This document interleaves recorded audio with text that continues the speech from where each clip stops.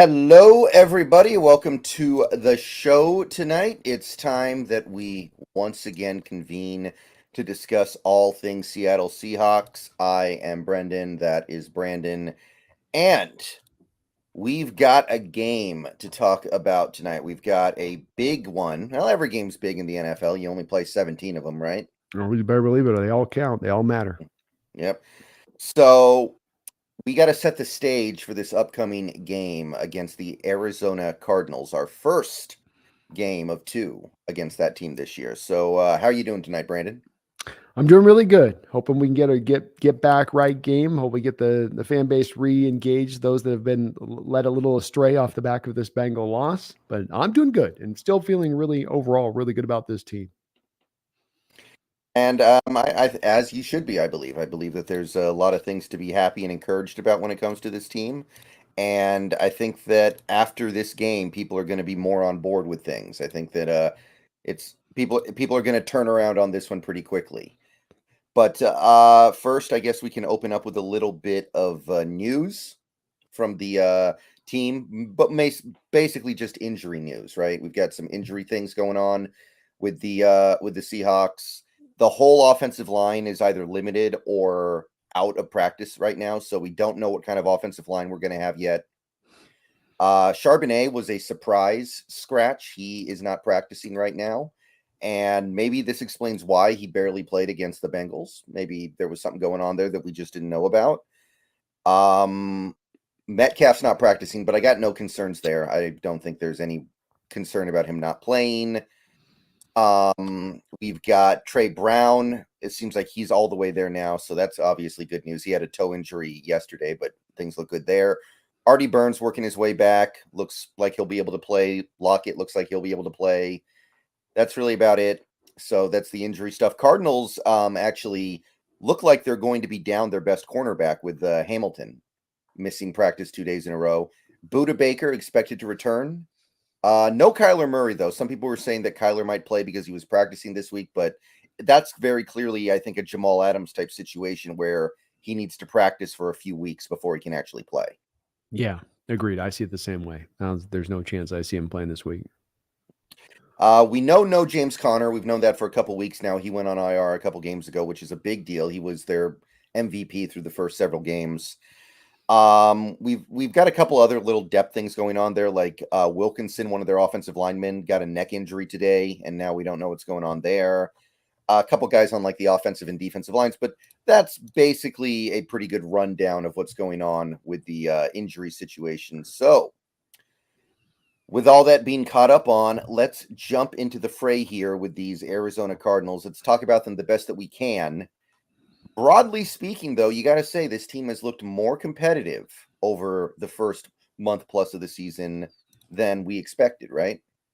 Very much so from my perspective. I know that the Rams friends bristled at this when we were talking about the Rams being in a tank mode right now, but I think that indeed this Cardinal team leaned into this tank. They, I think, started to look at the Kyler Murray situation far out in advance and say, okay, let's start to maybe turn this over. Let's start to maybe get away from this. And instead of that, they've come out, even having made a lot of trades right before the start of the season to move some guys that have been pretty good players for them.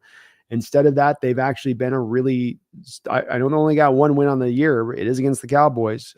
They haven't had the easiest of schedules either, necessarily. I mean, they've had a couple of Giants, Commanders in there, but they've been solid and they've been strong in every game. To me, they put up a good fight in every game. I just was finishing up watching some of the Rams tape from last week, Brendan, on this one, and they gave them a tough time in that one. I know the Rams ended up kind of distancing themselves away 26-9 at the end of the game, but for being a team that doesn't have a lot of guys out there on that field that are dangerous, they make it happen, and they do it with effort, and they do it by being fundamentally sound, and they don't shoot themselves in the foot very often, it seems like, through these first few weeks.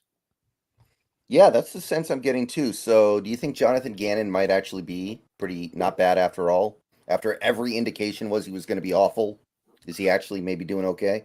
He says it goes higher than I had him like down here. I feel like the Starsky and Hutch movie, where Snoop tells Starsky, he's like, hey, you just moved up one notch in my book. And he's like, that puts you at 1. So I feel a little bit like with Gannon, like, okay, yeah, he's gone up up to one. I still don't know if I have a tremendous amount of faith in him as a coach, but you've got to laud him and give him ultimate credit here for getting this team to buy in and play this way, when it's got to be hard if you have an NFL team, Brendan, doesn't it? If you got a team that knows, you ain't going to lie to these guys. They're going to know when you're in sort of a tank mode or you're not going to be competitive. And to get that team to play, knowing it's dealing with it. I know they're all professionals. I know they all get paid, but it's an easier said than done thing, right? Human mentality is always still at play. Human nature is still always at play. All right. So let's start with this Cardinals offense. That's the side of the ball that's been okay so far this year, I think. Joshua Dobbs has been better than I expected. Not really good, but not bad either. Kind of just quietly effective. Dual threat quarterback, does some damage with his legs. Overall, right now, they are 20th in the league in points and 15th in yards, so you could call them just barely below average. However, a lot of that was being done on the back of James Conner, who looks like he has regained a lot of his form from 2021, I believe it was, after not really playing that well last year. So without James Conner, what do you expect from this Arizona Cardinals offense? It does limit them, I think, because they make the running game dangerous when he's in there, and then you've got to start. It's more of the 8-man boxes, and then you get everything congested inside there. And Dobbs has been one of the better quarterbacks outside the pocket throughout the course of this year. Keep him in the pocket, he's limited. Get him out the pocket, he's dangerous. And once you have men in the box stacking it up in there to take the running game away, that does leave a lot of openings, or typically contend to leave openings up the field, then to the edges, then away from the box. And watching some of the tape, that's where they have gotten a lot of their free plays from, where he's just kind of improvising and then rolling out on the side. He makes good decisions out there. He's not going to, 3 interceptions on the year, but he's not going to have a lot of those boneheaded mistakes. He'll run wide. If it's not there, he'll throw it away or he'll run it. And he knows which to use at which point. So he's been very heady at the quarterback position. His arm is limited. Man, he's got the Brock Purdy, the ball's coming out and there's a little bit of a puff of, just it's a little pillowy as it's coming out of his hand, like he's throwing a pillow rather than a football. But he is pretty accurate, and decision-making has been smart when he's in the pocket. So he's not going to push the ball up the field a lot, though. He's going to dink and dunk you. He's going to take the check down. He's going to try to, he'll every once in a while try to push the ball up the field. But when he does so, you do get the sense for the lack of velocity. And it's just the guy. There was one play against the Rams where he's trying to go to Hollywood Brown. Brown's got some separation. Safety's closing over the top. And I think the safety got there in time to kind of knock the ball away or get Brown pushed out of bounds to where there was no angle for him to make the catch. And that arm strength really showed up on that kind of play, in my opinion. So with Dobbs obviously being a bit of a dual threat quarterback, somebody who will run as much as he'll pass, do you think this is a week where maybe we go back to a slightly softer defense, more of a zone, because we need to protect against his scrambles compared to some of the previous weeks? I think you are aware of it, but I think you've also got to dial up more pressures than what you did with Burrow and on the same end of this, because this is a young player who's not played a lot. And if you have a young quarterback there, I want to test him with pressure packages to make the right decision. I don't think you go hog wild with it, but more than we saw last week, less than we saw with the Giants, right? Like maybe a happy middle ground between that as far as your blitz rate goes.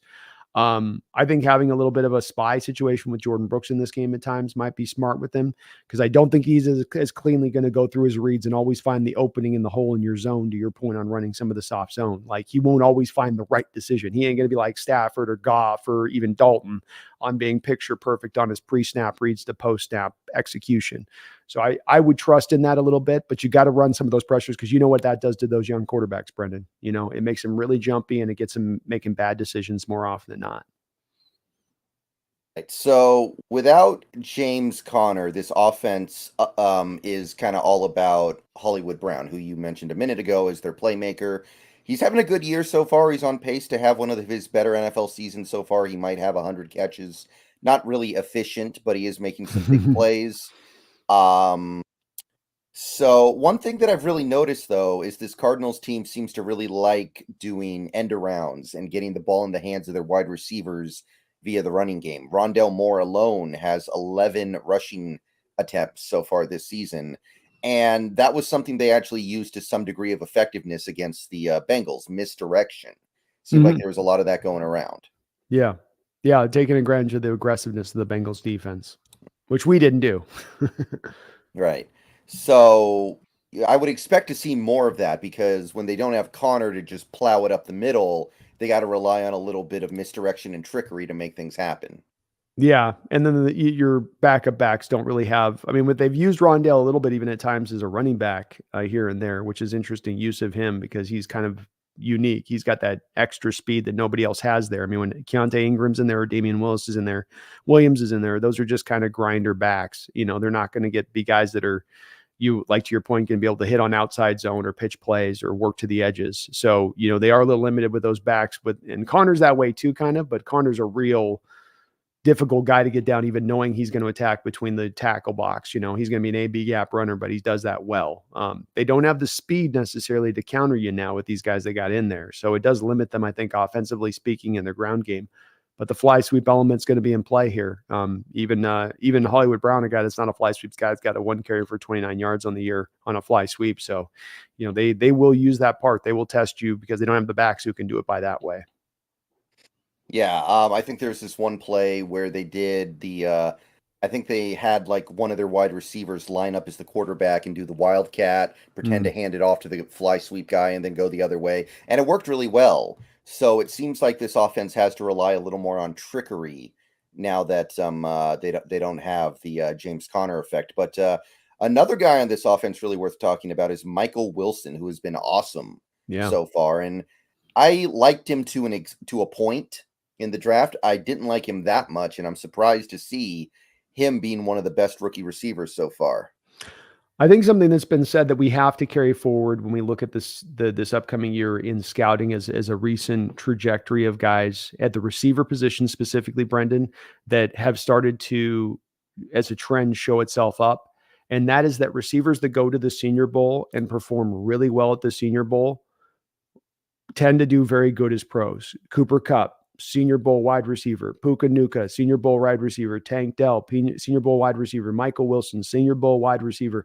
You can go through some of these guys that went to that Senior Bowl and the ones that perform well there, Brendan, right? That separate themselves from other college competition trying to bang their way into the NFL. And this guy was one of those guys. And the key with him was that it was a matter of, he would have been a higher rated prospect, but the injury bug bit him hard in the butt there at Stanford. And that was on top of the fact quarterback play, there was a little bit of an inhibiting factor at the receiver position. He wasn't able to, I think, to show as much, but he's got natural good talent, good size frame, good explosiveness, great catch radius, very strong hands. You just didn't see it a lot coming out of Stanford, but that didn't mean that it wasn't there in him. And he was balling out there at Senior Bowl. He got a lot of praise coming out of there. Yeah, so there is a little bit of stuff going on here with this Cardinals team, but given their personnel, I do expect them to be pretty pass heavy in this game. I think that without Connor, they are going to have to wing it around a little bit. So it is going to be not anywhere near the kind of test we had against the Bengals, but it's going to be a different kind of test because I do think the Cardinals, we might even see a few trick plays from them because they're going to be trying to find ways to make up for not having their bell cow back. They'll also probably lean a little more than we've in recent history. They've been all spread based in their concepts with Kyler Murray there. Their offense is going to look a little bit closer akin to what even ours looks like. They drafted that kid that Trey McBride a couple of years ago, and they pair him up still with Zach Ertz, who's 1,000,000 years old. But that does give them 2 feasible tight ends for the 12 personnel. They do utilize the 12. They will go to 3 tight ends like we do. So this is going to be a different Cardinal offense that we're going to face this year than what we faced in the past as well. It's going to look a little bit more, less of the college conceptual and a little bit more of what you see pro. I mean, you're going to get a lot of Dobbs under center in this game, for instance. They run a lot of that. So how we play that, how we manage that's also going to be very important in this game. What do you think of this Cardinals offensive line? How do you feel about that unit?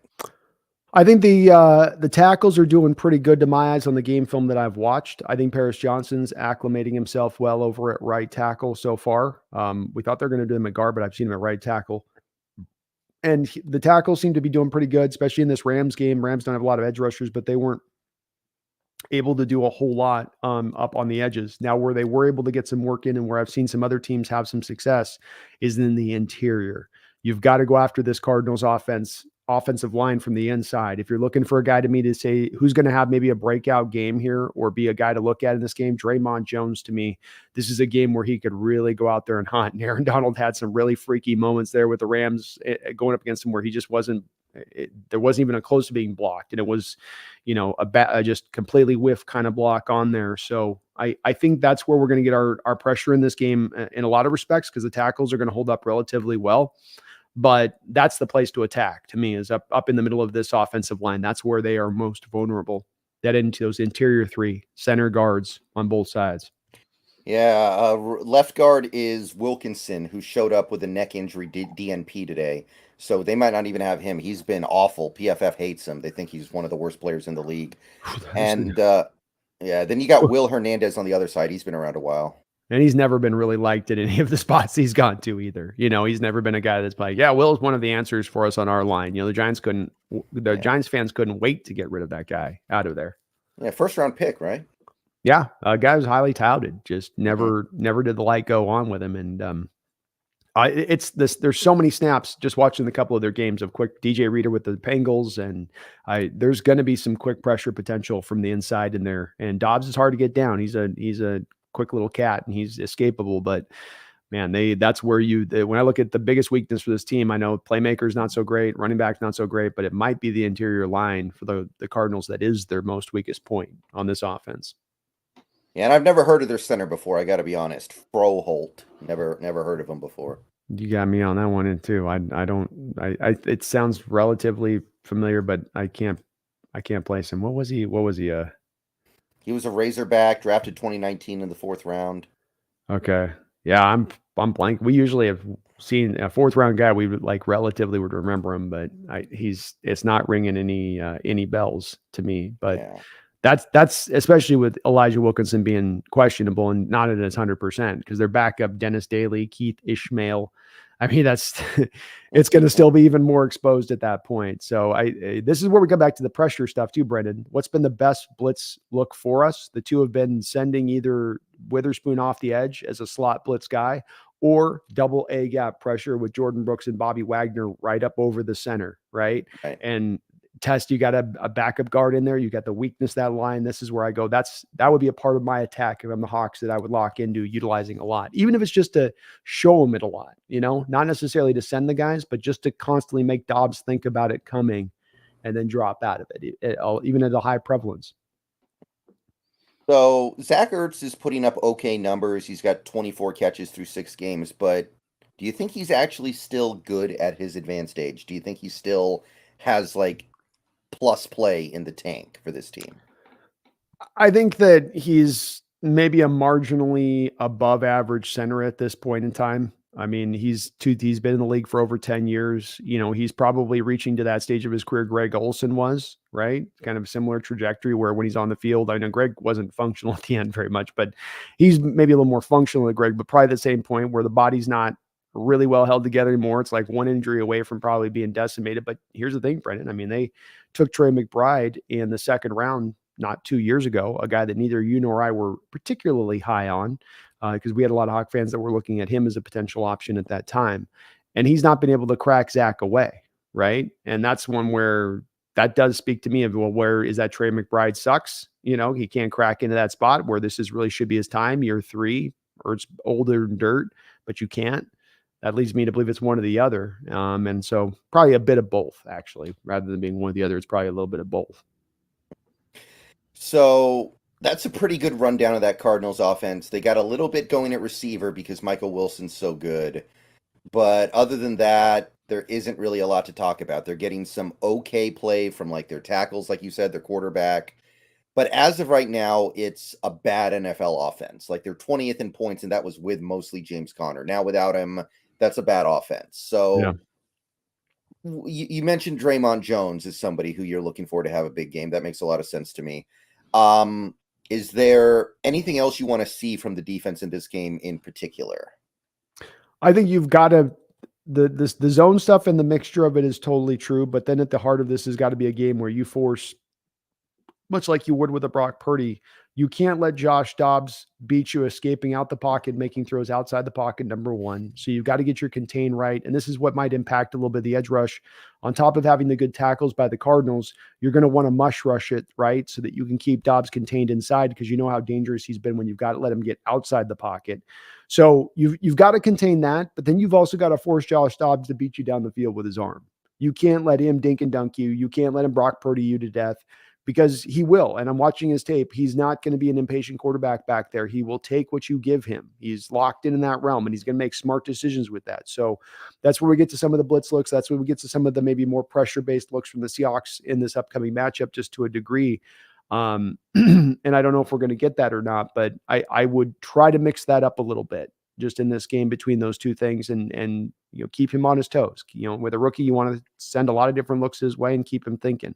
The more you got him thinking, the less you got him just out there playing free and easy, like it's backyard football, which is how it's what he's kind of done up to this point, Dobbs. He kind of backyards football, like, oh, the one read ain't there. I'll kind of roll around and scramble out and get away, and maybe I'll just run with the ball. And don't make it that simple and easy for him. Make it complicated, make it difficult, make him think.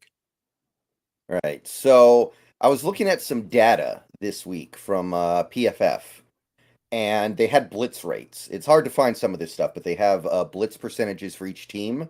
Mm-hmm. And they had the Seahawks basically right in the middle, Mm-hmm. like slightly below.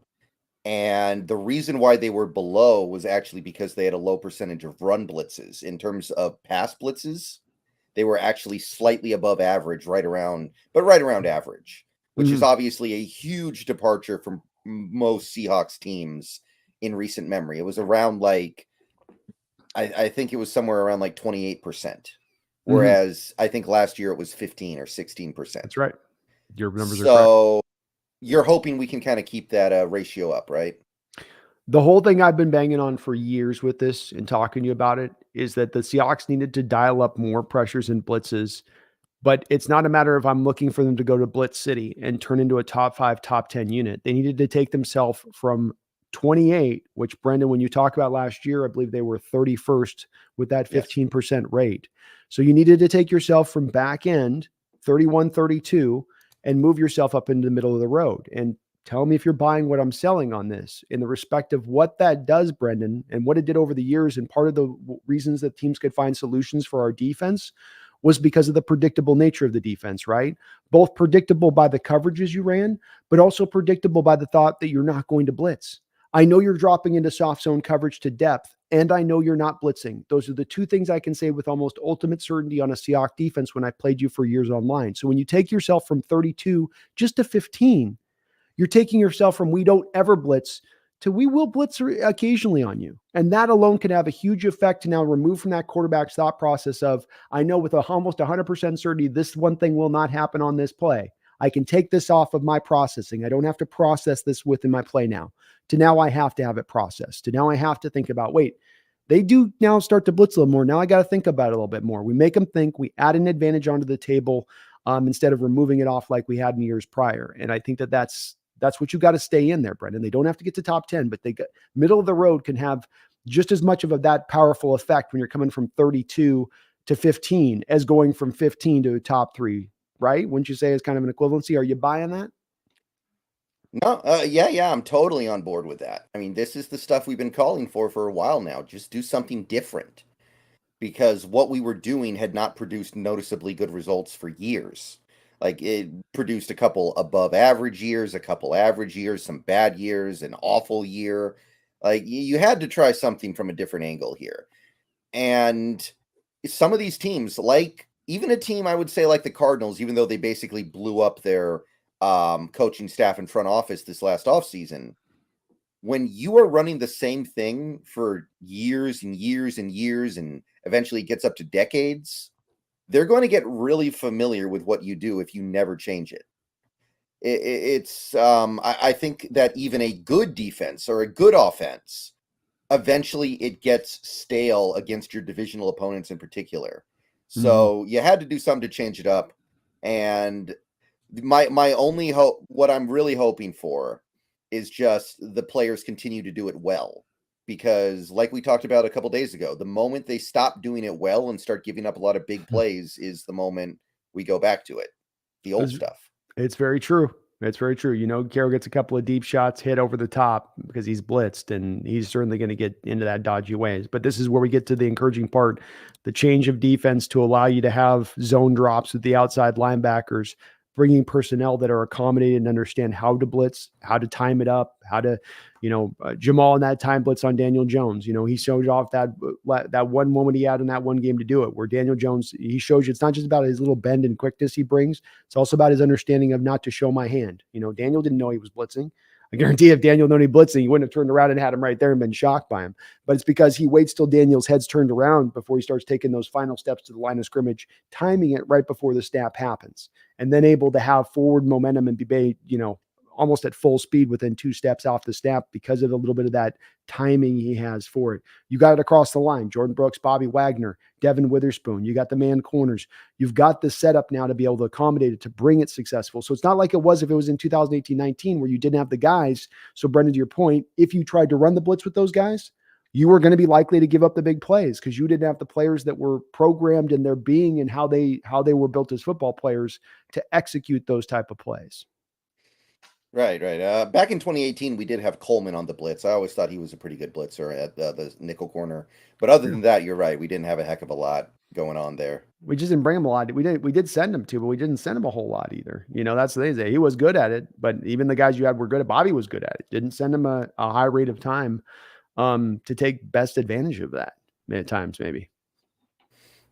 All right. So I think that's a fairly exhaustive rundown of this Cardinals offense. There isn't a lot to say with no Connor. They're just kind of like, they're bad, but they're generically bad, right? They're not awful. They're not worst in the league. They're just kind of like bad. They're like I don't know, the Teenage Mutant Ninja Turtles movie that came out 9 years ago. It was bad, but it wasn't as bad as I thought. No, I thought that they were going to be an S show this year, that they would be, Gannon wouldn't have the locker room. Half of them would have a foot out the door, already thinking about Cancun in September.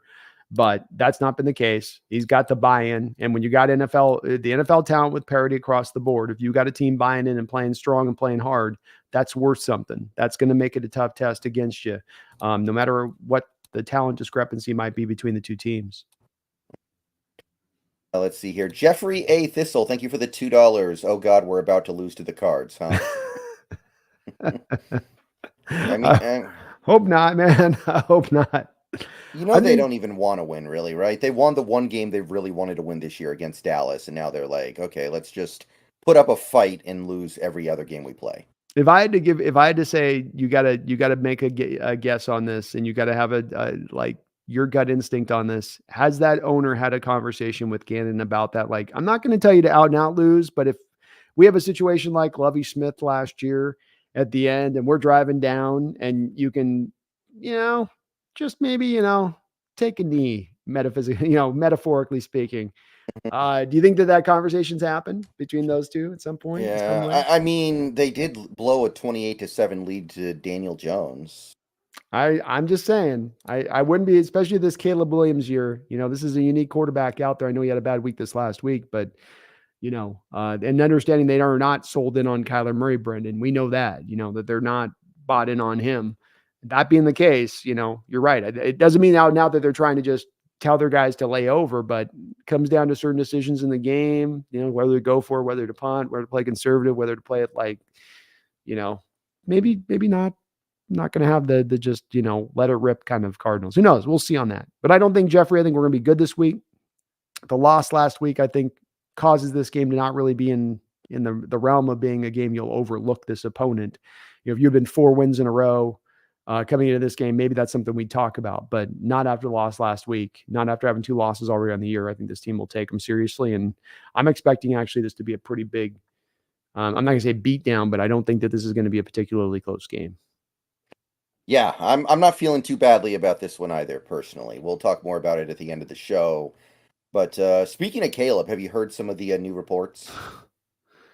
Ridiculous. Absolutely just ridiculous. I mean, he's good, but this is getting a little goofy now, isn't it?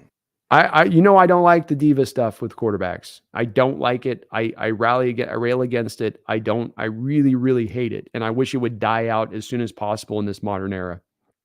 This is the type of stuff I'm talking about. You're above the team. You're more important to the team. You. We're playing a team sport. It's not about you. And to think that the NFL owners would give this kid a pathway, Brendan, to having ownership stake, that they would allow that to be something that could happen in the first place is ridiculous. But the fact that he would even start to broach this and put this on the table, I was with them when they wanted to say, look, don't send us to a bad organization and we're going to have some control over that. I'm okay with that. I draw the line when you start thinking that you should get, without throwing a single NFL pass, that you should get a piece of ownership in an NFL team. That is ridiculous. Absolutely ridiculous and out of pocket on their part. That kid's ego is starting to grow just a wee bit too big here. Yeah, I kind of feel like he needs to very quickly here release a statement saying like, "Oh, that was just my dumb agent opening his mouth. That's not me. I promise." Like, and then he needs to fire the agent and find another one because I remember Russell Wilson after his rookie year, there was a report that came out that said he wants to get extended now. Yeah, Like he was trying to get extended after his first season. that's right. And then, which is of course literally impossible. It cannot happen. But it makes Like, sense that you had a baseball agent, Mark Rogers, who didn't know the yeah, details of football and would have asked for that. yeah. So Wilson came out and said, "No, I don't want that. I don't know where that came from, guys. That somebody made that up. Like Yeah. no." So, that's what Caleb needs to do. He needs to jump on this very quickly and just go like, "No, I promise I didn't ask for that." It's not a great look. And I don't know a lot of fans that are going to be like, yeah, you should be asking for that.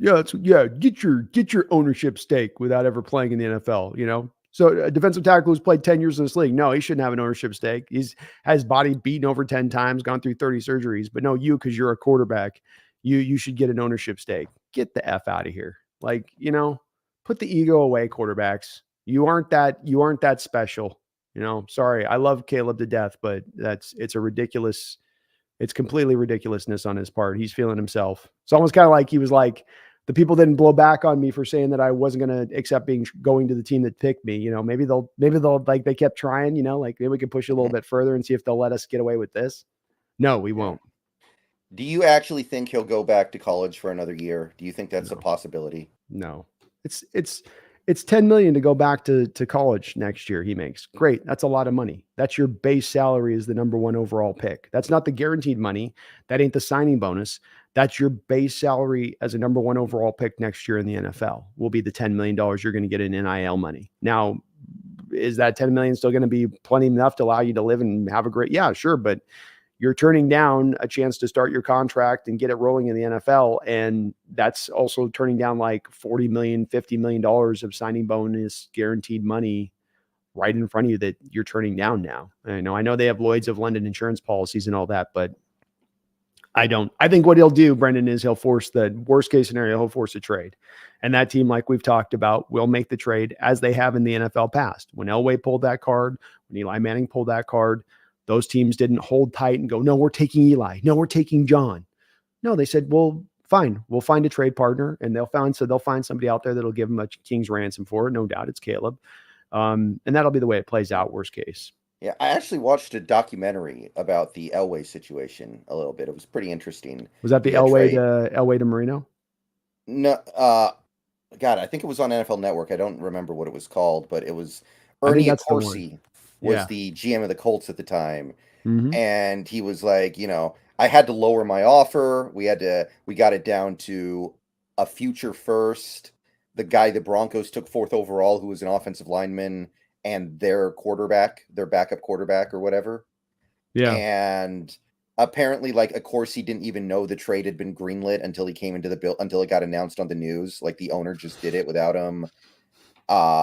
It was pretty interesting. He was a young general manager too at the time, Corsi. Yeah. So he was like the green guy that nobody was going to trust to make the decision. Yeah. And in hindsight, it's kind of crazy how little the Colts got in that deal. That was not a very good trade. Seahawks, did you get the part that documented? If it's the one I watched on this, Seattle was in on that trade. Did you get that part in that documentary? Oh man, I don't think I saw that. I didn't watch the whole thing. I knew that God, I thought we were in on Marino, maybe drafting him, but I didn't think we were in on trading for Elway. We were in on Elway. They wanted one extra first round pick, and we weren't willing to meet that one extra first round pick. We had all of the rest of the deal scout out with the players we'd get back, and all the picks go back, and we just wouldn't go with that one extra first to bring him in. He wanted to come here too. He Stanford West Coast kid. He was going to be willing to come here, completely on board with it, and just wasn't willing to give that extra first rounder up, man. Yeah, I mean, in hindsight, we should have just signed Warren Moon out of college. Yeah. That would have made everything okay. They would have covered everything up. You're right. They probably would have gotten a championship in the 80s with you. You give Knox, Warren Moon, and Warren Moon, Kurt Warner, and Largent. I don't know, man. That's not guaranteeing we would have gotten one, but it would have been tough. By the way, I know we're going a little off topic here, but whatever. We got time. I want to ask you real quick. So we've generally said this whole time that the Mount Rushmore of quarterback prospects is Elway, Luck, Lawrence, and now Caleb, right? Would you agree with that? Elway, Luck, Lawrence, Caleb. Yeah, I think that's probably right. Would you put those in order in terms of the prospect? Oh, I was thinking about this the other day, and I think I have mine. I would put I think probably John Elway was the most talented quarterback of the bunch. Man had he was the original like full dual threat type quarterback. I would probably put I would probably put Andrew Luck and then Caleb Williams and then Trevor Lawrence as 4. Yeah, I would go Luck, Elway, Caleb, Lawrence. I think that would be my order. We're pretty close on that. Yeah. I did think my only thing with Elway is I think he was more of a dynamic runner than Luck was, and that he had a little bit of a stronger arm. But they're close. They're very close. And somehow Elway had a losing record in college. Figure that one out. Stanford wasn't any good. How is that allowed to happen? Stanford was not good. If Elway was in college football today, they just get like 800 transfers every offseason, and they'd win 3 straight national titles. It's tough too because it's Stanford with their, even back then, the college academics that you have to meet to get there. So you could be an elite athlete that wants to go to Stanford, but you don't meet the high qualitative marks, and they won't have you. That's probably, I'm sure that's frustrated a lot of coaches that have come through there. Like, I got this guy's gonna be awesome. Like, yeah, but he's not smart. He's not good enough from an academic standpoint to make it work. Right. Yeah. Okay, so let's flip the page over to the side of the Cardinals that is actually bad, like really bad. It's the defense. Mm-hmm. So, I mean, they put up a decent fight in a few games, but this is a defense that blew a 21-point lead to Daniel Jones. This is a defense that allowed Joe Burrow to get his groove back after a month where he was basically sleepwalking. It's a bad NFL defense by any reasonable standard. I think their offense hangs them out to dry a little bit, but honestly, not as much as we were expecting. So looking at this Cardinals defense, their best player is probably not playing in this game. Hamilton Sr., the corner, has not practiced yet this week. I'm not expecting him to play. They are probably getting Buda Baker back. But speaking broadly, what do you think of this Cardinals defense? I mean, you mentioned it, you kind of said it pretty succinctly. I mean, you try to unpack it, it just comes down to this is an untalented bunch. They've bled some talent in recent years that were part of what made their defense whatever it was in recent seasons. Not that it's been great, but you've lost whatever you had there that made it whatever functional point it was at. You have a guy like Zaven Collins, for instance, who's a first-round pick that I thought he was drafted to be a middle linebacker, but now he's playing left defensive end. And he's doing so and not able to beat out Cameron Thomas, who's the guy I think that they would prefer to be having start, who they drafted relatively high a couple of years ago. So you look at that and you go, that's a little strange to me. I don't know what's exactly happening. You just BJ Ojolari can't find his way onto the football field. I know he's a guy that was very young coming out of LSU, and raw, so you knew it was going to take him a little bit of time. But I mean, he's not getting very much run with them either. There's just not a lot there. Dennis Gardeck's playing some good ball for them. He's got 4 sacks on the year. He's been a real active defender for him. He plays with his hair on fire.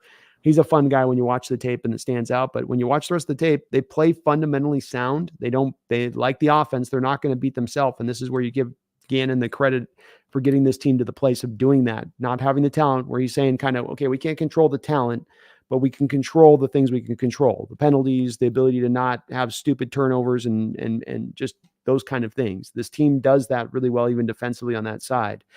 They don't seem like they give up they give a lot of big plays in the Bengals game, but overall they make you fairly well earn it up the football field. They're good down in the red zone.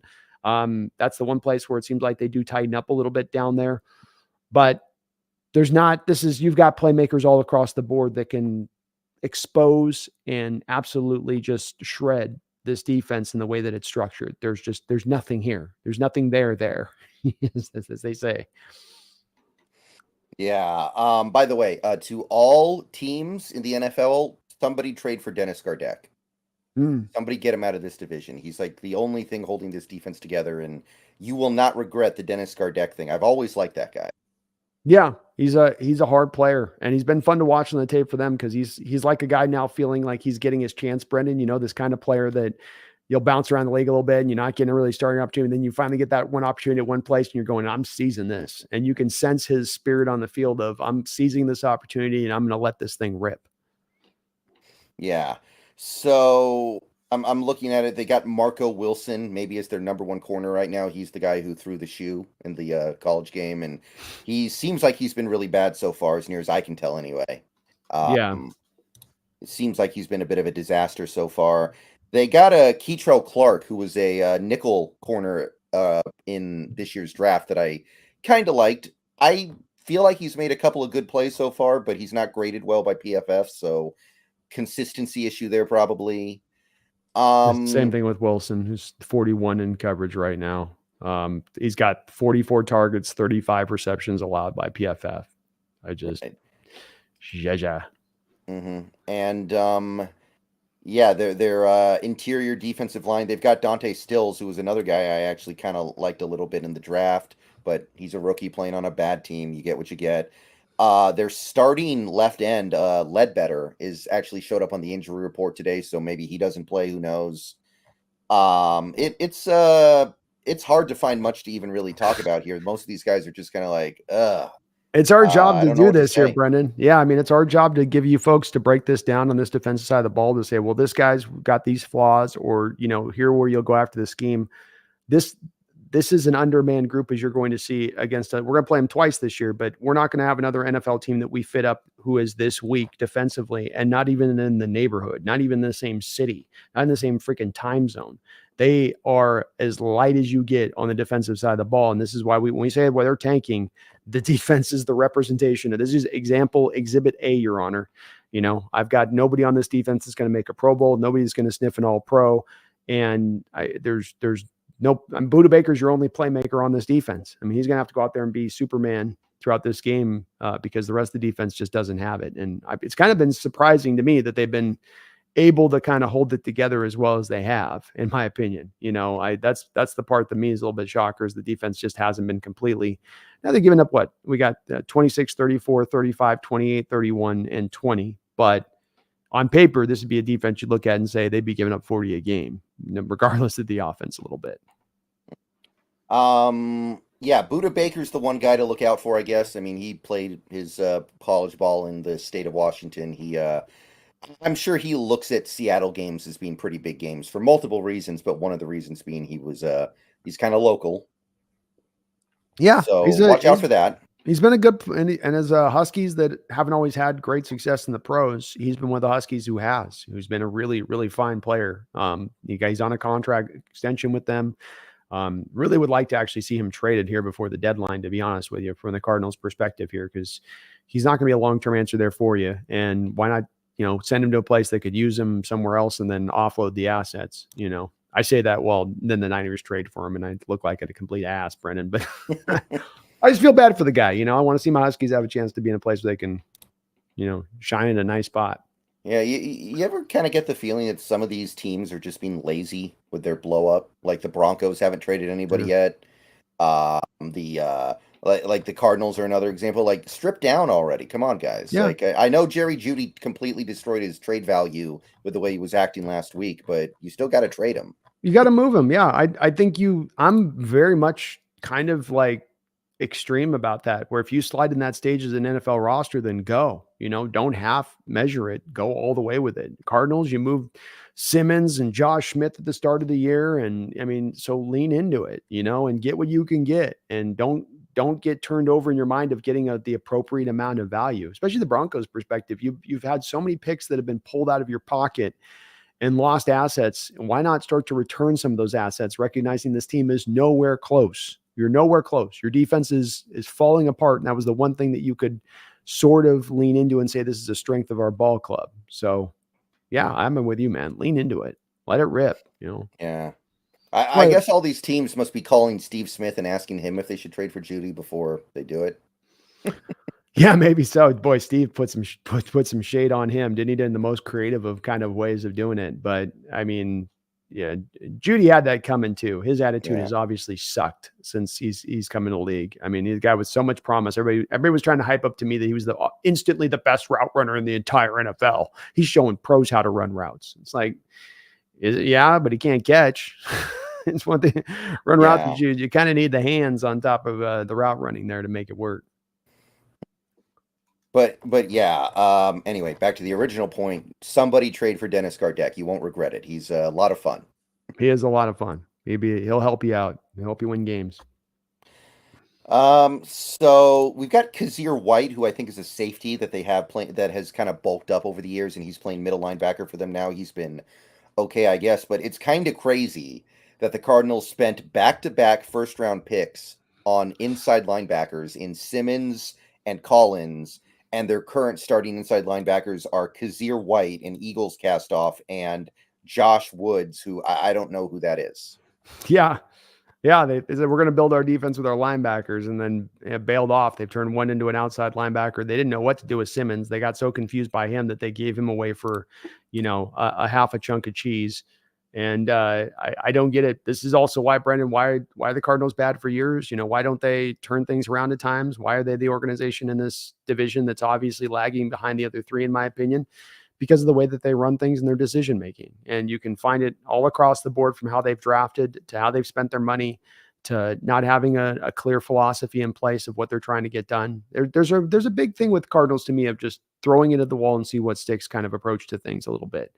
And it's not creative or inventive. And I don't think it's going to bore success out for them anytime in the future, Brendan, until they find a path that they're going to take. And maybe it is the rebuild. Maybe they lean more and more into this, but we'll see around the trade deadline. They have some assets they can offload and get something for. You can probably get third, fourth round pick for Budda Baker. I know that's not a lot, but I mean, that's something. It's certainly it'll help you, especially with this draft, which should be pretty solid third round pick.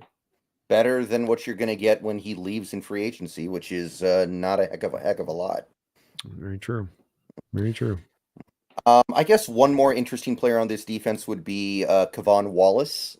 He's been playing a lot for them and has been one of their more prolific players because of the absence of Budda. Played with the Eagles for a few years and then came over to Arizona last year. What do you think of Kevon Wallace? Former fourth round pick. He's to me kind of just a guy back there. Certainly playing some of his better maybe ball that he's played in his career, and maybe not have as many opportunities there with the Eagles. Probably stacked on the depth chart a little bit as just a rotation, kind of like a Gardeck type, where it's a guy bounced around looking for his opportunity, gets an opportunity now, and he is making the most for it. He's playing hard. He's got a pick on the year, 4 passes defensed. He doesn't flash on the tape like you see Wall showing up all over the place or something like Gardeck kind of does on the front seven, where you're seeing him really, and maybe it's his hair, Brendan, you're seeing the locks flowing or something and it's making him stand out. But I think he's part of that group they play within themselves. He's a pro, so he's been in the league for 4 years. He knows the position he needs to be. He reads things right. He's not going to be easily taken advantage of. So he's going to do, you're going to have to kind of earn it with him on that. But I don't think that he's also, sensationally talented either. 5'11", 205. I think he is just kind of a jag.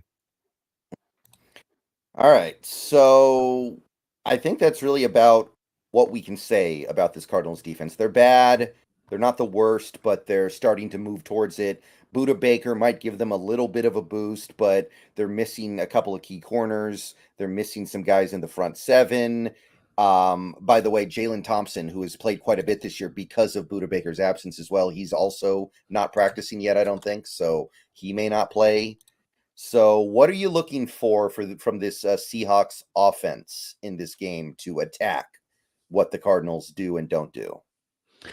Well, I think that they're going to play a lot more off coverage than what we saw at Bengals last week. Was a lot of press coverage with a single high safety look to it, which was going to open up more for Geno to try to hit deep shots, and we weren't able to take as much advantage of that as we saw in that game. Watching the way they played the Rams and some of these other games, the Cardinals do have a tendency to play the off coverage with the corners on the outside. They're going to, for the most part, drop guys into coverage and try to just squeeze the windows down. So a lot of this is going to be based on moving the chains and keeping the first downs rolling and being patient offensively and not trying to get outside yourself if you're Geno to steal points quicker rather than just take what they're going to give you. And there's going to be holes in this defense to take, in my opinion. Running the ball should be also something that they are able to get done against this defense. It's not been the worst thing. The Bengals, for instance, a couple weeks ago playing them, it wasn't the running game, it was them passing. Rams last week, it was to me more of the passing attack, what they're doing that than running. But you've got to run against this front. You got to force and make sure that they can stop your running game. And you got to find some more balance offensively. This cannot be just such a pass-happy attack that, it's all comes down to, well, we can't run today. It's on you, Geno. Get it done. We got to get out of that mode and find the balance here and consistency throughout the course of the game. But it's going to be a bit of a take what the defense gives you as opposed to go out there and take a bunch of deep shots. Keep the chains moving. Stay that consistently with it. Play within yourself if you're Geno, and you'll put up 30, 35 points on this team, in my opinion. Yeah, the issue is we don't yet know what kind of offensive line we're going to have in this game. Mm-hmm. To go down the line here, Charles Cross, I'm sure he's going to play, and he played decently against the Bengals, so I think he's going to be okay. Mm-hmm. Looks like Damian Lewis is going to be back this week next to him. That's okay too. First game back from an injury. I'm not saying he's going to be 100%, but he'll be able to play. Should be okay. Mm-hmm. Evan Brown is not practiced yet this week. I don't know what happened, but something's going on there. At this point, it wouldn't be shocking if Oluwatimi got the call for this week. Yes. Right guard Phil Haynes was a DNP today after practicing yesterday. So either they're resting him or something got worse. Bradford should be your starter here. That's true. I mean, I understood where you had some hesitancy on this a couple of weeks ago, but Bradford coming off this game last week and getting better as a player, and Haynes, whether it's the injury or not, regressing a little bit as a player. To me, Bradford's your future anyway on this. If he's playing better as it is, roll with him. Right. So maybe Bradford, maybe Haynes there. We'll see. And right tackle, we know Lucas is not ready to play yet. That's already been said. Right. Curhan did practice today, so he's injured, but it looks like he'll be able to play. Jason Peters apparently tweaked something, so he may be ready, but it's been said by many people that right tackle is actually his worst position, and we are looking to put him in the interior if we play him. So I don't view Jason Peters as some sort of magic bullet solution here to our right tackle problem. I think that I don't know if he would be appreciably better than Curhan. Yeah. We haven't signed DJ Fluker yet, so he's not the answer at right tackle. So realistically, as of right now, we're probably rocking with Jake Curhan with a bad ankle at right tackle again. Like there's nothing really else to do right now. So we've proven this year that we can overcome having somebody like Curhan at right tackle, but the last couple games, it's gotten a lot harder. So what are we doing here? How are we going to make this Curhan thing work? Well, I think it's going to get easier in this game because he's had issues with I believe Thibodeau and what they were bringing off the edge in the Giants game past week. You had both Hubbard and Trey Hendrickson were able to create some pressures.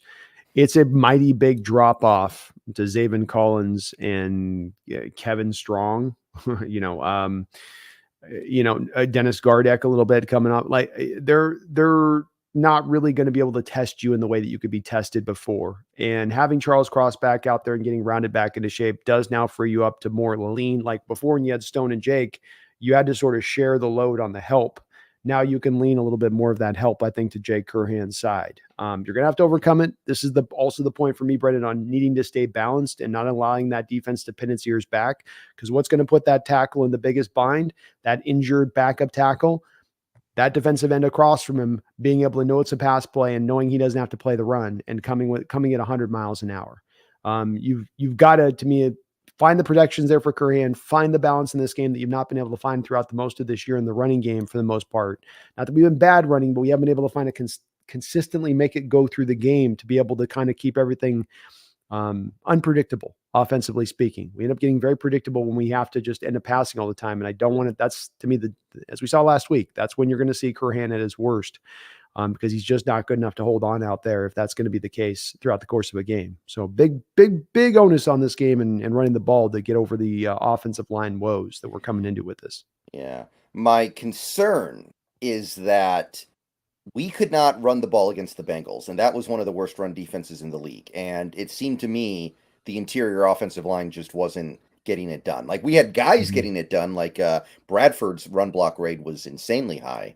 Yeah. But as a team collectively, the whole last 3 quarters was like 2 yards in a cloud of dust. So I know the Cardinals are not really a good run stopping team either, but I'm a little worried with the offensive line being in the state that it's in. Hopefully getting Damian Lewis back helps, but I'm a little worried that this offensive line will not be able to run the ball on pretty much anybody. If that's the case, then what I want to see him do is, like we just watched the Saints game. I know you watched it too. Look at the way that they used Kamara like a running back, but just in the flicking him the ball, 10 catches over the course of this game on Thursday Night Football, as opposed to handing him the ball. And you look at his yard per carry in this game, I think he's like 3.34, under 4 yards a carry. Flick the ball out to Walker. Commit to giving him then 5 or 6 catches over the course of this game where it's not like there's a lot of separation or you've schemed everything up on the back end to get all of the defense dropping to depth and then you hit Walker and hope him go, or that it has to be a screenplay.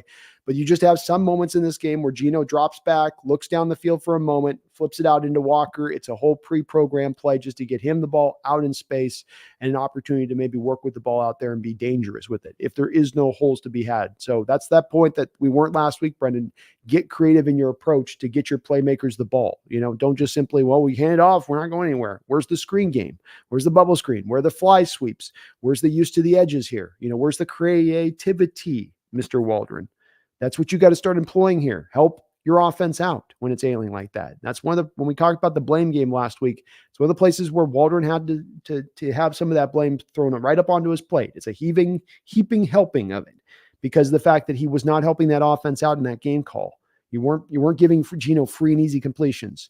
The running game just had no creativity to it. You kept having A and B gap runs, which wasn't working. There's some ways to do this from an offensive perspective, Brendan, but you got to get a little more creative and more pre-snap motion for the love of God.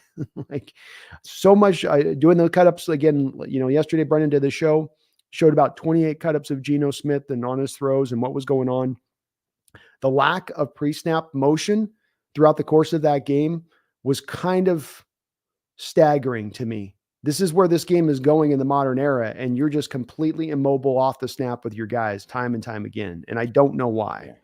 Yeah, I mean, that's kind of what I was going to ask. Like, when stuff like that happens, do you think there's any logical thought process that led to it, or do you just think that coaches are having bad days just like players have bad days?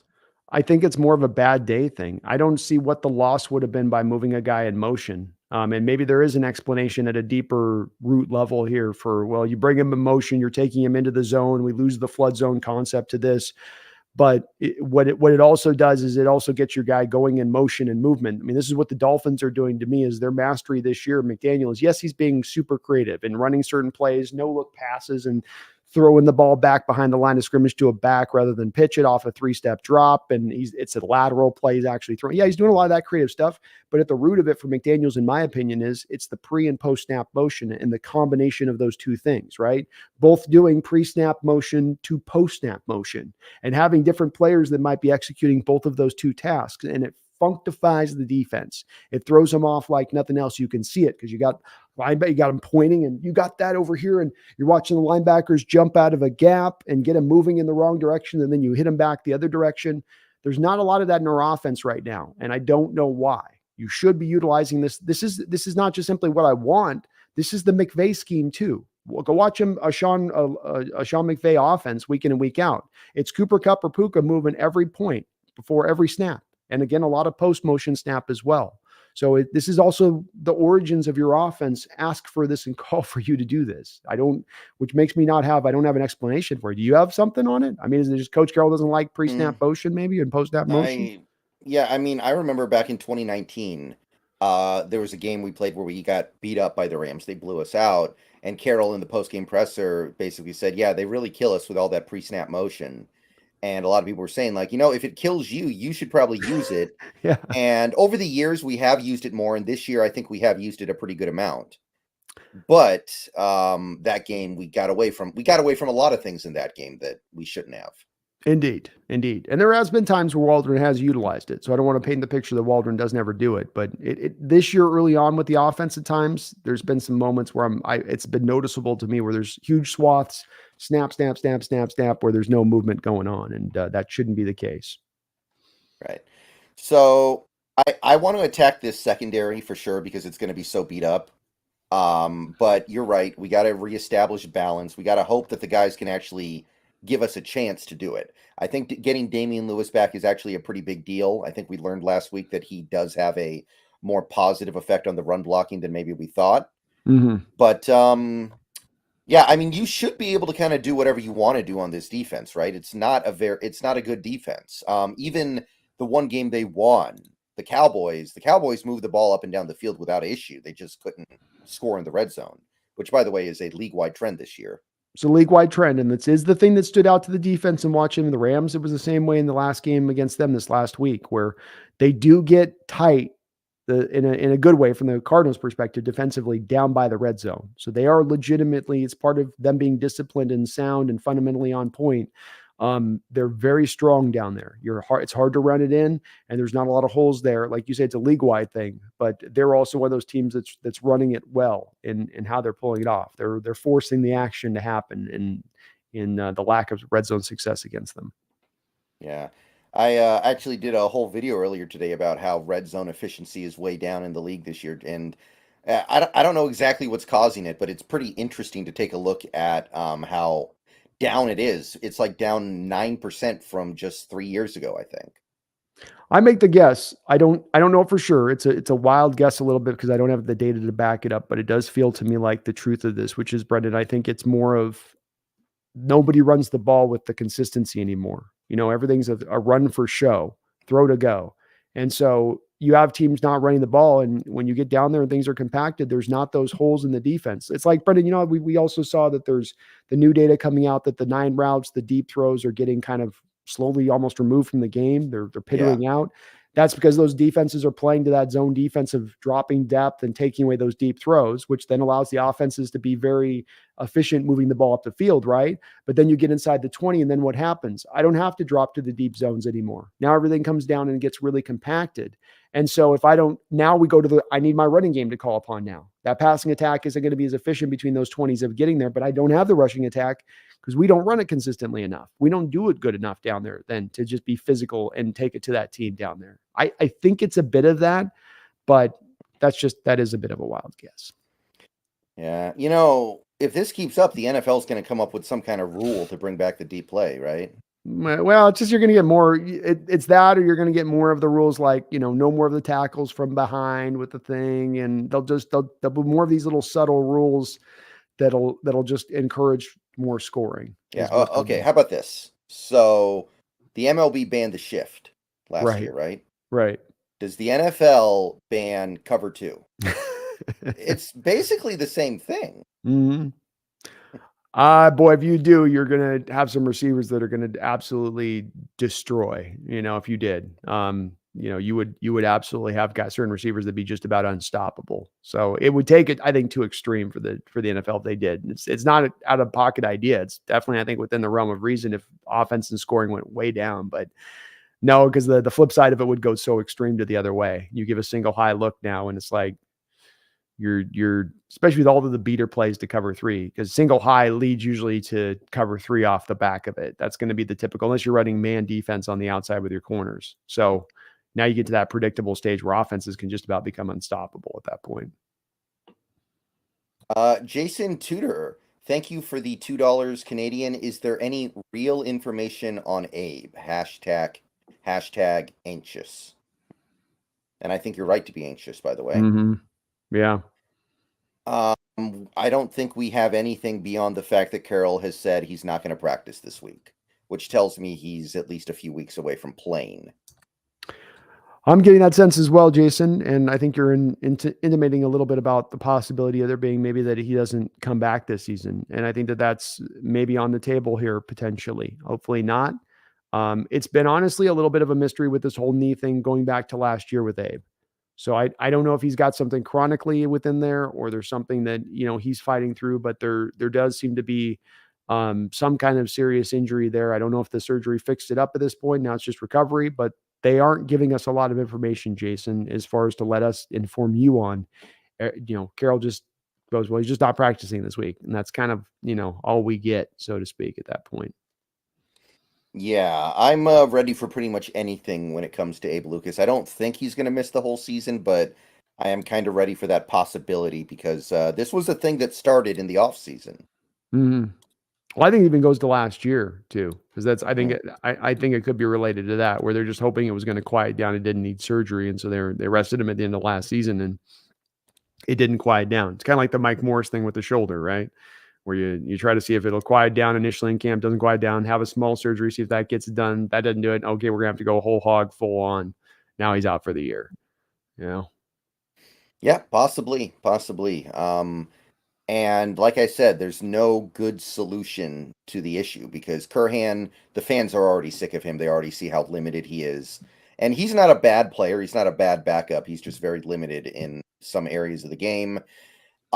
Jason Peters is a left tackle. He's not really a right tackle.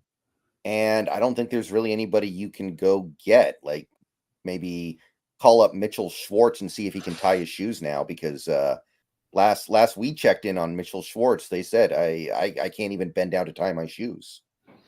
Yeah, there's nobody. I mean, Vikings don't have a great offensive line if they go to sell mode. Bears don't have a great offensive line if they go into sell mode. We could go through the rest of these other teams, but there's really not a team out there with a tackle that's the right tackle that, for a rental type deal that you're going to be able to go get. Yeah, what's Brandon Shell up to these days? He's probably still banging around somewhere in the league.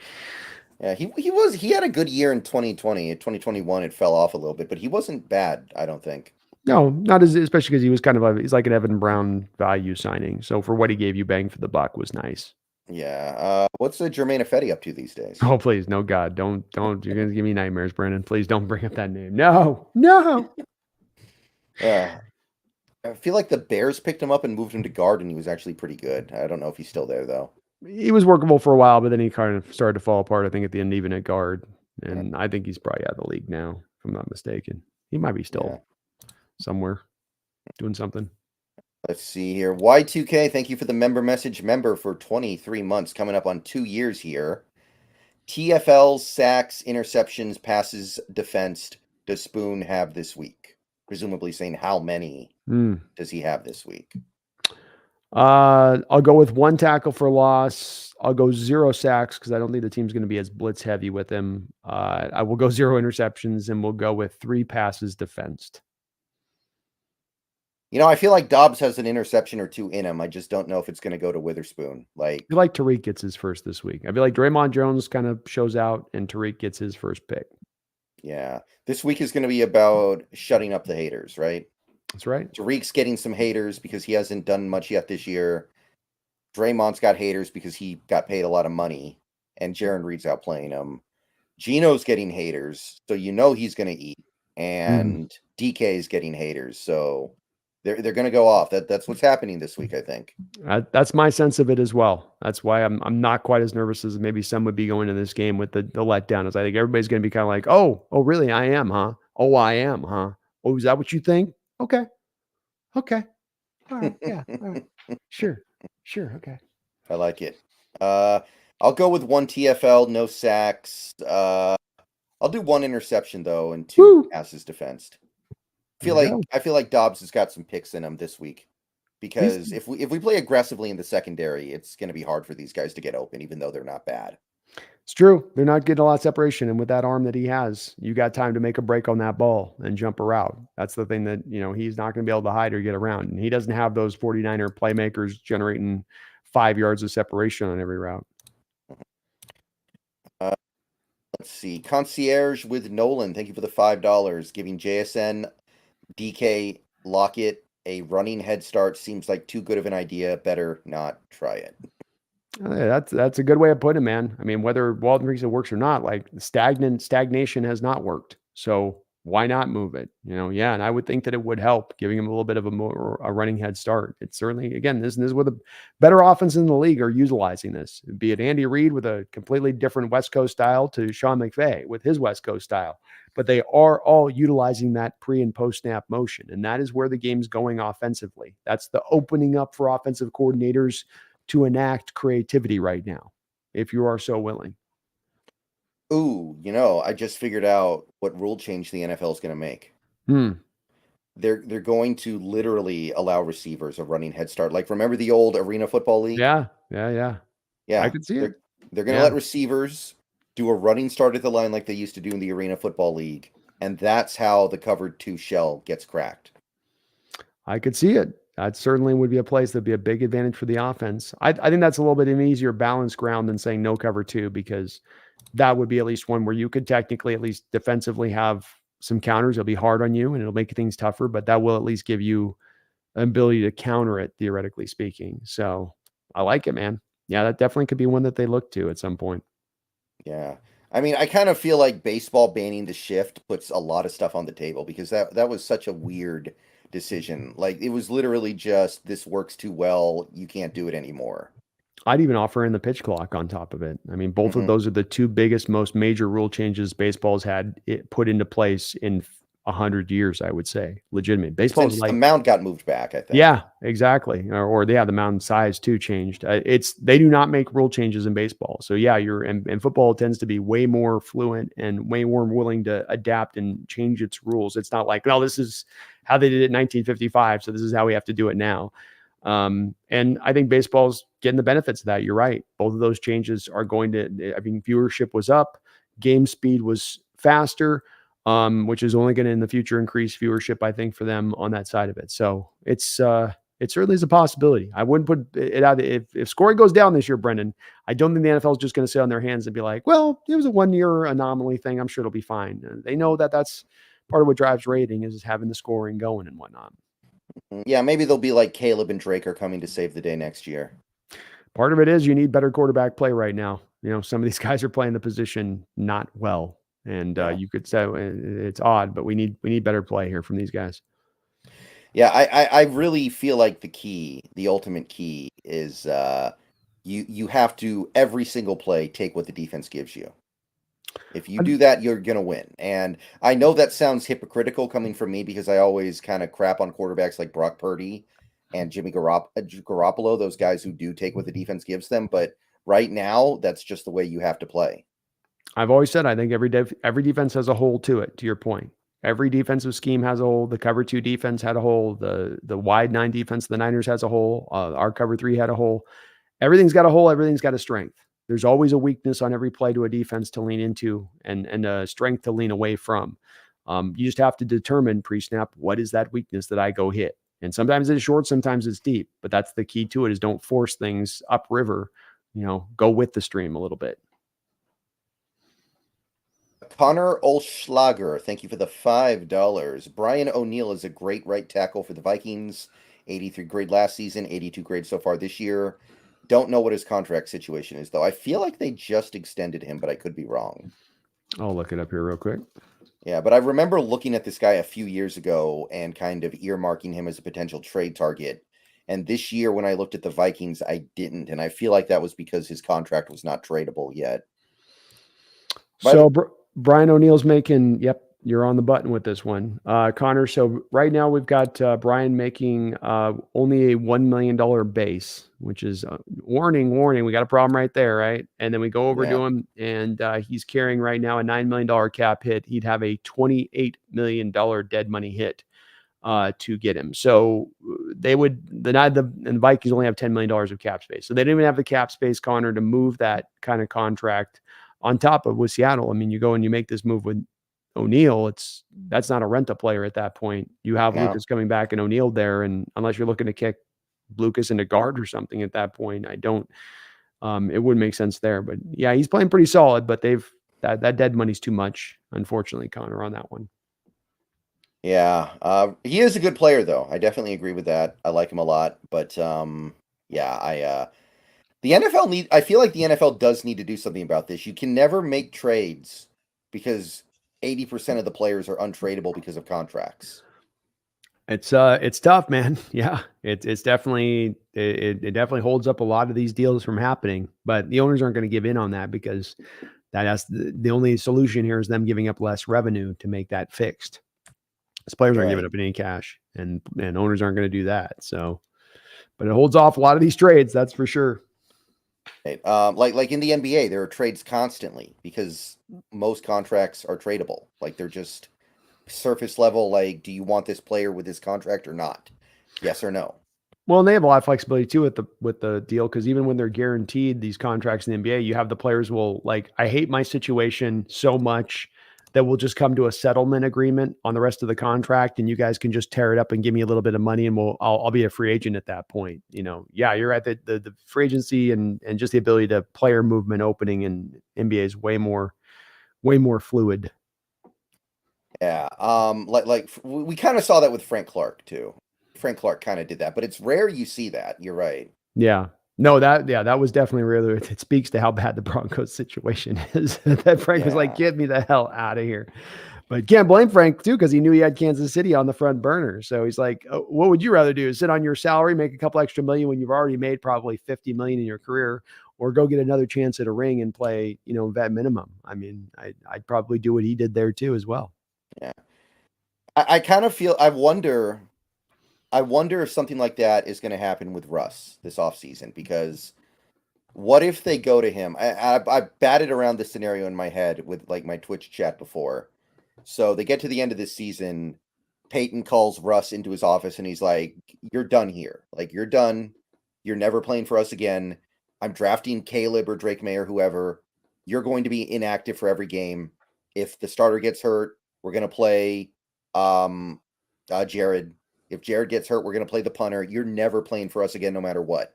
Either you can sit on the bench for the rest of the year because we can't afford to cut you. We literally can't. Or we can work out a buyout and you can go try to find another team. Like, what does Russ do if that's the scenario in front of him? Call their bluff. You think he just sits on the bench? Yeah, because I'm not certain. I've not had any yet. I've not yet been presented to me from an evidence standpoint that Russ it's more important for Russ to play than it is to get paid. And if you're talking, and Russ at no point in time in his career has ever left one red penny on the table, not one, not even a half a cent. And that includes the current Bronco deal that he signed. And I don't, why would he bail them out when there's so much money due to come back to him? And no team in NFL history has ever done that. It's just sat on the contract. If I'm Russ, I would gamble on that and go, yeah, you're bluffing. You're not going to do that. Yeah. You won't be willing to do it.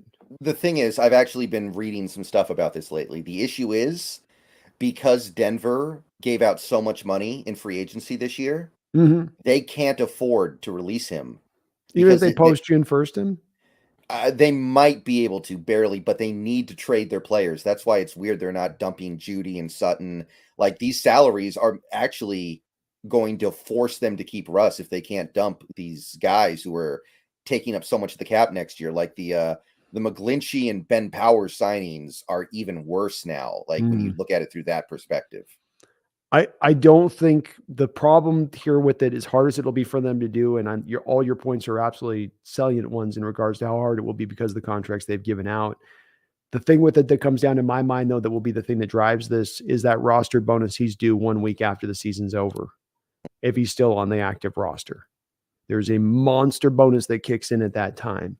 And that to me is the driver here. Where do you want to embed yourself for more money with Russ now? Do you want to sign, if you're in their situation? I know all the things you just said, but just absent that stuff, would you at this point, if you're the Broncos, sign yourself up for another $80 million, $50 million of guaranteed roster bonus that kicks in for him into the future at that point, making it harder into the future then still to release him? And I think that's going to drive him to cut him at that point. Well, the thing is, the dead cap hit goes down with each year. I know the guarantees kick in, but the dead cap is still going to be less next year. So the scenario I'm presenting is like, what if they literally can't cut him? Like they want to, but they can't because it would actually take them over the cap. Because remember, they're going to be investing a ton of money into their draft pool as well because they're going to have such a high pick. That rookies that they get is going to take up 9-10 million in cap space easily. Mm-hmm. And apparently 10% of their franchise as well, potentially, if it's yeah. I would need to look at exactly their numbers on what guys were, where's Garrett Bowles' deal? How does this all, settle out? But I think that they're going to look very hard at how fast can we get out of this Russ deal. I don't think that they're looking at these returns the last couple of years and saying it's good to have him still remaining on our roster for year 3. This is successful. This has got a potential upside to it by him remaining here, because that's the other part of this is that you can find a way to, there's no point you're going to find a way to your spot of, I can't get rid of a guy. You can get rid of somebody if you really want to do so. And if you don't want to do so, what is the upside to keeping him on the roster, especially with the extra $50 million? He doesn't offer a lot of value as a player. He's shown it's not working there with Peyton. Peyton doesn't seem like he really wants him there. What's that upside? And if there is no upside, then especially being that this team's nowhere close to competing, that's the part that we got to think about it too, is if it's one of those things where they're going to cut off their nose to spite the face for next year to get rid of Russ, well, so what? You ain't winning nothing anyway next year as it is, right? You take that roster down to a Cardinal state like it is right now, it's probably for their betterment to do that, really, because that'll turn that's my thing on this, is that you sign back up for Russ for that $50 million of roster bonus that kicks in. And you're right, maybe down the road it makes you a little easier, but you're just keeping more married money to him. And what you want to start doing is go the opposite direction, where let's start pulling and plying some of this Russell contract off the books instead of reinforcing it back on. And this is a guess, but I feel like they've got a lot of data that would tell them pretty strictly this is what they want to do. And remember, with Hackett last year, they didn't wait on that. This Walton group didn't go, let's just sit on it and see how it goes. Like they're going to be aggressive and they'll make the moves that are necessary, even if they are painful, I think. No, I think they want to. I agree. And this is contingent on them not making these trades. I'm sure like the trade deadline is still not for another 12 days. Yeah. I'm sure if they trade guys like Judy and Sutton and Bowles and Simmons, they'll be able to cut Wilson no problem. Yeah. And I'm sure that they'll be able to do that. But I would love to see a game of chicken. I would love to see that game of chicken. That would be so much fun, because you don't see that in the NFL pretty much ever. No. You very, very rarely. Like I said, it's never seen it happen before. But we've also never been in quite this situation either, right? Where you have a quarterback that has so quickly fallen off from what the team thought he was going to be. And it's just put everybody in a weird state, Yeah, and they can also say like, hey, if you don't agree to a buyout, we're going to make sure everybody in the world knows that you care more about money than playing football. Like everybody in the world is going to hate you forever if this goes through. And they're like, what do you want more, your money or your reputation? It would be fun. It would be a really fun offseason if that happened. It would be really interesting. I stand by my prediction. I think Russ would still sit there and not blink and just be like, I'm staying here, because I don't know if I'm getting another contract if you guys release me. Yeah, exactly. I tend to agree, but it would be interesting, because if he actually, not saying they would go all the way there, but if he sat out a whole year on the bench, like I'm theorizing they would threaten him with, that's probably it. Like he would be like Deshaun Watson at that point. You haven't played football in too long. Like, and you're 36. Done. You're 36 years old on top of it with a diminishing skill set, and I think that would cook him up. But I think he makes that call too by saying, but you guys might look at me that way anyway right now if I was cut on the street. That might be the general viewpoint of me anyway. I mean, maybe there's a team that gives him a job, maybe not. I don't think that there's a guarantee that there's a team that's sitting out there just ready to go. Yeah, you're going to be our guy next year.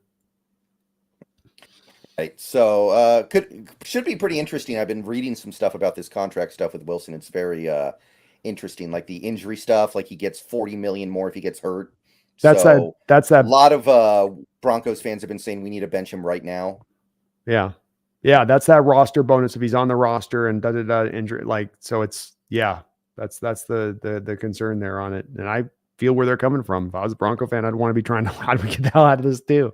But you're right. They're going to get the trades made. What's happening, Brendan, here was this is that you got Judy, you got Sutton. I don't know about Simmons if this is the case. It's hard to typically get value for safeties unless you're Jamal Adams in a trade. But those two receivers are at their lowest value right now. So moving them, Broncos think they can get a second rounder for Judy back a year ago or a first rounder for Judy back a year ago. Now it's probably to like a fourth, fifth rounder at the most. And that's probably, they're like, well, what's the difference between us doing this move now and waiting and right up until the end of the deadline to make it? It's going to be the same price at that point. Yeah. I'm doing like Judy in a 7th for a 6th round pick. Like I'm doing one of those little trades. I think that's fair. I think that's fair. I think it's fair with Gordon Sutton, who's been not the same player since he tore his ACL a couple of years ago. So I think you've got to make that call, and they probably just don't want to. They probably are like, man, we thought we'd at least get a little something for these guys, a little something, Yeah. Did you see him trying to disrupt Steve Smith's broadcast on the sideline before the Chiefs game? Yeah. You saw that. Yeah. Okay. Yeah. He looks childish, and Steve Smith, his comeback to him was proper and right. And it's just, you gotta have respect for elders at times. And I know these players don't like getting critiqued and have criticism put on them, but when you have a guy that is criticizing you, that is a Hall of Fame wide receiver who plays your position and who played it for like 15 years, maybe you would listen to a little bit of what they have to say rather than just start popping off and, talking your smack or your noise back to him. But this is also maybe why Judy hasn't exactly taken off as a player. Seattle Big Patty Daddy, thank you for the $2. Made my first 2 vids, felt so awkward. Well, it is at first. It's always that way, Seattle Big Patty. And that's why we were talking to you last time about, the quantity over quality approach, because you can get caught up in your early videos on your channel of trying to just, get stuff really right and perfect when you just need to get the quantity up. You just need to keep producing content because the quality will come with it. The more you do, the better you'll get at it, and you improve with time. And, Big Patty, if you need any, encouragement on this, just go to either me or Brendan's channel and go back to our original videos, our original couple videos on the channel. I think in Brendan's case, it was probably better because you had a channel previously, I think, but in mine, go back and watch mine. Mine are pretty rough, Big Patty. It's definitely, it wasn't the smoothest there. So it'll come with time, man. I promise you that. You just got to stay on it, stay with it, keep it going. And the smoothness will come with time. Y2K, thank you for the $2. 1 sack, 1 interception, 3 tackles for loss, 7 tackles, 2 passes defensed for Spoon-Azard. Easy. Let's go.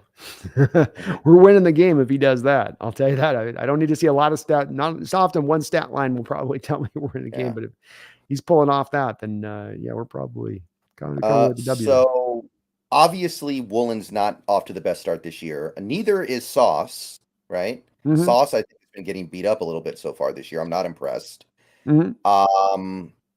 So is Spoon in the all-pro conversation with some of these guys fading a little bit to the side?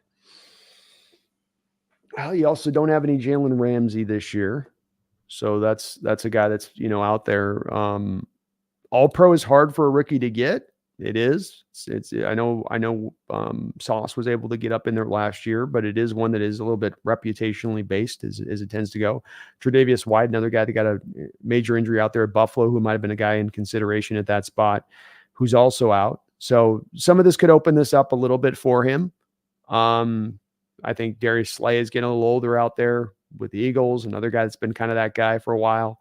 So yeah, I don't think Bradbury's been as good. No. So I think that there's an opening here that there hasn't been in recent years past, where there's a lot of good corners out there throughout the league who have the reputation that, rookie's not going to overcome. And he's having such a flashy start that it's kind of undeniable to at least put him in contention for it there. Surtain's good, but he should be disqualified because he plays on the worst defense in the league. Like you can't play on a defense that bad and be an first team All-Pro. He's really good though. I don't know, man. He is probably the best corner in the sport when it's all said and done, bottom line. But that's maybe a fair point on your part. Yeah, I don't know how Jair Alexander is doing this year, but he's a guy who made second team last year. He tends to be very solid. I haven't been watching him close either, but he does tend to be another guy that's will certainly have that reputation behind him. Kind of off topic, but do you have any idea how Stingley's doing in Houston? I don't. When I've checked in on him a couple times, the PFF ratings have been pretty brutal, to be honest with you. Really? So, let's see where he's at right now. I don't know if maybe he's rounding in, but the Texans defense has been getting better. Yeah, he's at so he's not played a lot. Really? Four targets, 2 receptions this year so far, and only 8 solo tackles. So he's definitely not been playing very often. Because right before the draft in 2022, most of the smoke was pointing towards Seattle targeting Stingley. I remember this. Yeah. And then he went way before we picked, so it didn't matter. But there was reason to believe we loved him. He's it's pretty clear what he's showing up so far. Last year, 64 grade, 69 coverage. So he's a cover guy.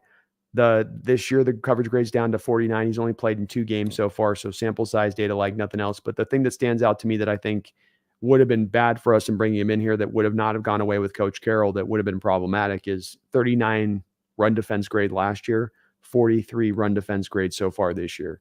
So, that's not good. That's troublesome when we're going to want our corner. You don't want corners to tackle in this day and age. You can't get around it like you used to do, because so many offenses like McVay's Rams or Shanahan's Niners, they'll bring down that receiver and they'll have him take out the defensive end or linebacker and leave your cornerback one-on-one on the back. And so if you have a guy that can't tackle one-on-one like that, and that does seem to be a bit the case there with Stingley so far, that's troublesome. So he's not tapped into that top 15 pick rate as of yet. Certainly Woolen. He's top 5, I think. Was he top? Yeah, I guess he was top 5. So yeah. Not. It was that pro day that got him. He had that one pro day, but he was worrisome to me. Brendan, remember we're looking at him, he had his best year as a freshman, and then 2 years of middling play, and everything was about that freshman year of tape that you were going off of, and it just wasn't altogether that encouraging. Like, man, I'm worried about this. I want his strongest tape to be in his final year, in his end year in college. Yeah. That's one thing that kind of makes this Spoon pick all the more amazing, that he's already this good, because in recent years, highly drafted corners kind of feel like a crapshoot. It's not like wide receiver. I feel like most of the guys who have been high picks at wide receiver have been panning out lately. Like if you go in the first round, maybe even the first, round and a half, it's worked out. But corner, you've seen guys like Stingley and also Jeff Okudah, and there have been a couple other guys as well who have just kind of disappeared. They've been irrelevant in the NFL. And so this was not a sure thing. This was not a pure blue chipper, and he's already this good. It's kind of amazing. Certainly is. I think that it speaks to, you are getting a like Stingley's played his strongest ball in college at the end and kept getting better and better and better and better, which lets you look at the trajectory and maybe see that trajectory going that way. I think the thing that separates Witherspoon a little bit too from some of the other cornerbacks out there, and even including Okudah, was there was really a feeling of a consensus out there from the national perspective across the sport of, this guy is that good. He is this worthy of being this pick. And that maybe gave us a little bit more of, this is a bit of a different cat than some of these other guys that have rolled through here recently and have flamed out very fast.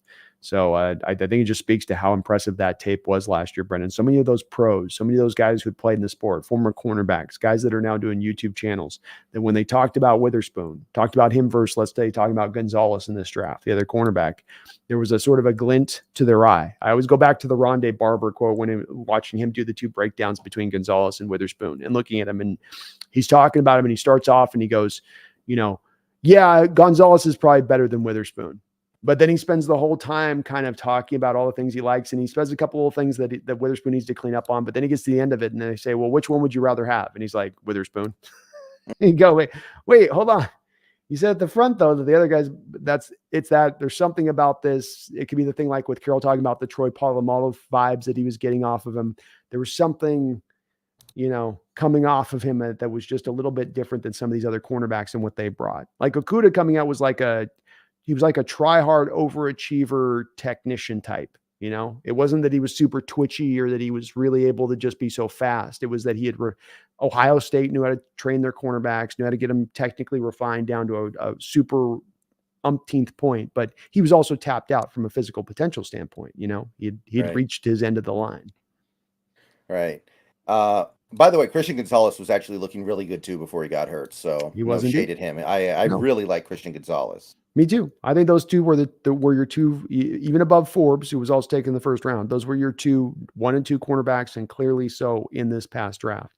Gonzalez was a pure zone guy. He was a guy that you could not play in man, in my opinion, and he was not a guy that liked to tackle anywhere in the neighborhood or vicinity as much as Witherspoon did. But really good ball skills and long, big.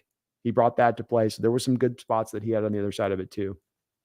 CJ Henderson, by the way, another top 10 pick bust. Yeah, corner. that's right.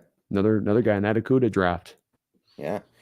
Y2K, thank you for the $2. Trade 2 first-round picks for Patrick Surtain. I mean, you would have the best secondary ever. You would, but I think we're good with what we have. Oh, I see. Yeah, I see. So you do you do Trey Brown and I don't know. No, yeah, you'd have to probably try to find a way to include Trey Brown in the pick too, to maybe offset it where it'd be a first and a second. I don't think it'd take you 2 firsts to get it done. Patrick's about due to be paid after the season, if I'm not mistaken. Yeah, I don't think he's worth 2 firsts. I know he's really good, but he's a cornerback. He's not a quarterback here. Yeah. And he's about to get paid. Like I think he's worth 1 first at least, but I think that if the Broncos get 2 firsts out of him, then shout out to George. They should do that all day. Yeah, shout out to George Patton for doing something really good out the door. Yeah, if you get 2 first-round picks from any team for Surtain, that's tremendous value. I agree with you, Brendan. I don't think that I know that was the kind of the price for Jalen back a couple years ago. I just don't think it'd be what you're going to have to pay here, though, either with Patrick. Well, they took advantage of a desperate team, right? Jacksonville took advantage of a Rams team that was like, oh my God, we have to win the Super Bowl right now. Yeah, exactly. No, exactly so. So in which way is Trey Brown's playing as good as he is? It's just not, that wouldn't even be a deal, even if it was on the table, it'd be impossible that you'd have to feel like you got to make, because he's got another cheap year of club control after this year, which is going to come in handy. Yeah. You know, the Seahawks would never give up 2 first-round picks for a defensive back, though. Never. That is an impossibility. It's a 0% of 0% chance. All right. So, yeah, Cardinals defense, it's pretty bad. We should be able to throw on them. We should be able to run on them. We should be able to do whatever. So, I don't have anything else to say about them. They're bad. They're bad. There'll be other matchups we can talk about this year. Next week's matchup against Cleveland, and a lot of different things that we have done pack in that game and deals to look at. This one isn't that way, and it's just one that is kind of a simplified matchup as you're going to get the NFL and how this is drawn up, especially coming on the back, Brendan, of us off of a loss, wanting to get right at home. You know, it's a get right game, and I think that we're going to take out some frustration from last week on this team, especially offensively speaking. So, give me a score then. I'm gonna go 34 to. Let's go with 16. I'm gonna say 24 to 10. I'm a little worried about this offensive line still not allowing us to get to our full potential, but I'm trusting this defense a pretty good amount right now. Me as well. I think that what they've done the past 2 weeks, Brendan, has been legit. I'm not saying, you've not said this either, that it's an elite crew now, that this makes them that, but I think that their upside is much more improved than what we thought. And I'm really excited right now, Brendan, to see where this defense can get to with how they've played the past couple of weeks. It's got me as much as excited about anything about this team right now. The way the defense is playing has been a huge surprise to me. One of the big early surprises for me on the Seahawks team so far. And I would love them to see them continue to, stack these performances up, even against a relatively, easy Cardinal offense, theoretically, to go for playing at home. All right. So I think that's really all there is to talk about here. Cardinals have a pretty good kicker so far this year, by the way, I guess. So there's that. But they've had 2 different punters, so I guess somebody got hurt and I didn't notice. But there's not much else to say. Yeah, so I think we've covered everything we need to cover. Thank you, everybody, for showing up tonight. We got over 200 people in the stream right now. Thank you for watching. Appreciate you. We've got a game this weekend, and we will be back next week with Brandon. Thank you for coming out and doing this with me tonight. Appreciate you having me, man, as ever.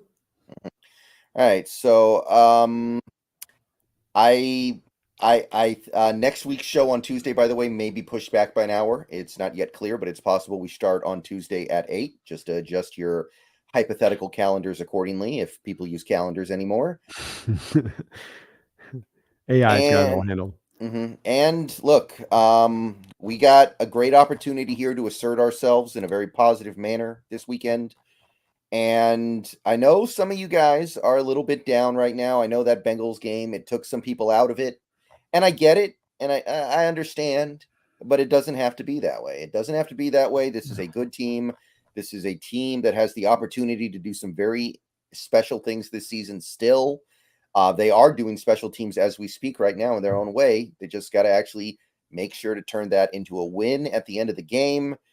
And we got this great opportunity here to start seizing control of the narrative with the upcoming schedule. We've got some very winnable games coming up. And since you guys are feeling a little apathetic right now, I feel like there's just a little bit of apathy in this fan base. People are like, okay, Seahawks football. It's got to be said. It's really important right now. I think it's extra important at the moment. And remember, folks, we're not reminding you of this blindly. If we thought and we were in an apathetic spot, if we were in a down on them spot, both me and Brendan have been perfectly fine with being open and honest with you guys when we thought there's some issues with this team to talk about. Our encouragement is not blindly so, but it's based on our evaluation of the team and looking at this as closely as you possibly can and come away with it going, no, we are encouraged. This is how we truly feel. It ain't homerism. This is where we're seeing all of the arrows pointing up from our standpoint of things. So we're going to hit it, and then we're going to get out of here, and we will see you next week. Go Hawks. Go Hawks.